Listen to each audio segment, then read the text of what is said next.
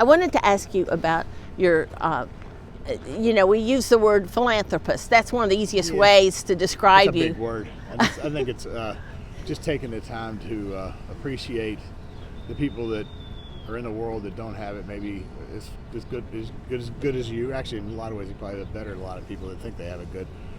But the backside, and it's a community. Obviously, when you have horses that are running good, when I sat down with Sherry and some of those folks, we created that one program called Person for a Purpose At the Backside Learning Center. Yes. We'll talk horse philanthropy, but that one's easy. You have horses that are winning, and if you just give a small percentage of the purse to the backside, it's that simple. And I really hope that people listen to that.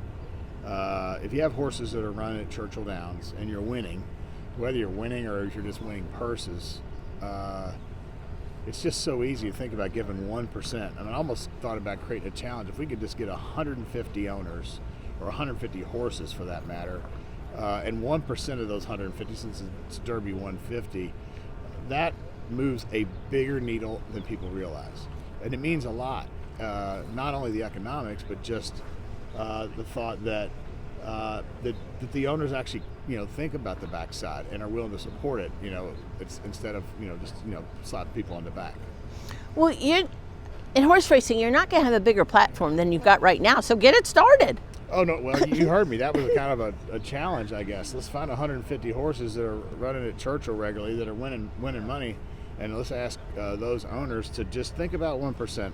Look, a lot of people that own racehorses are very philanthropic. Don't get me wrong. I'm not trying to tell people what to do with their money at all, but a little bit moves the needle, like I said, significantly. So if there's any way that we could have that as a bit of a challenge, I think that would be great. And then the backside is set. They're going to build a new building for the programming, which they desperately need, and something like this could get it done. Is that across the board, or just when you win? That any purse that any horse that I have, a percentage goes to the backside. And I'm a little aggressive, I guess would be the best way to put it. So I take 10% of the purses and donate that or contribute it to the backside. So ballpark, this is the first $5 million purse of the Kentucky Derby. What if Sierra Leone wins? Sierra Leone, I own 16% of Sierra Leone. If you do the math, the purse to the winners, 60% of $5 million, $3 million, 16% of that, and you start crunching numbers. It's a nice check to the backside. And then after I had a whiskey at their bourbon whiskey at the handicapping seminar that they have put on every year, I said, well, Sierra Leone wins, and we'll add extra $100,000 to the backside.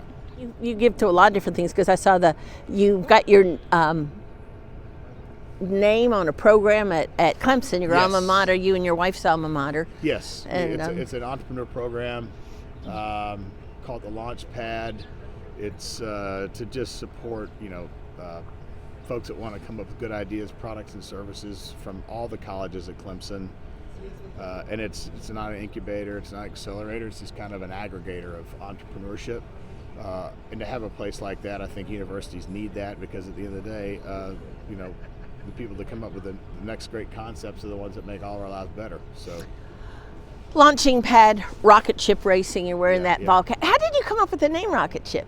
I don't know. I don't even really have a specific reason for it. I just remember I like the emoji, the rocket launching, and so I was like, okay, rocket ships, let's shoot for the moon.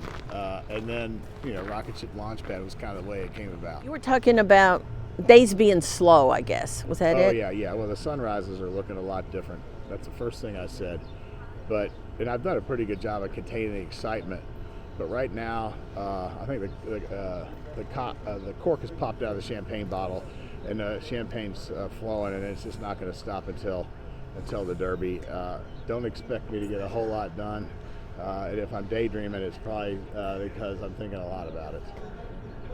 Hard to believe when you were at Sarah. Well, you were on a plane, and you were saying, keep bidding, keep bidding. Would you think that the first time you partner with these great folks that are the standard in racing, that the couple of horses that you partnered with, one of them would be, arguably the Derby co-favorite and has a real shot. It's just hard to imagine, especially for a boy that grew up in Westport, Kentucky, down on the river where there was no cable at the time, no TV coverage. I mean, we were really working the rabbit ears, and my entertainment was to go out in the creek and chase crawfish around.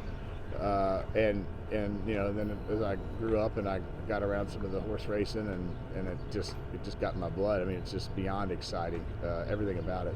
So yeah, I mean, there's no words to describe it. No one could ever even think about trying to describe what this feeling's like, and I just hope that there's a way I can somehow share it through my words with other people. That it's mind-bending. Well, where do you go from here?